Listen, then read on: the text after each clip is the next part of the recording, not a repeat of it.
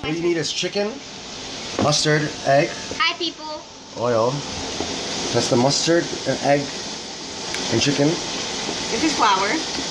Mix it, roll it, roll it. Okay, switch. Good job. See, I'm not even the one who's making this.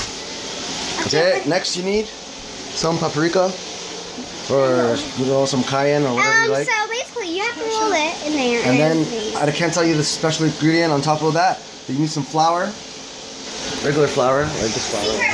Okay. All right. Then you just roll the chicken. So you do that. Then you do this. And then you fry it. And then your hands become like that. And you have to And that's what it looks like.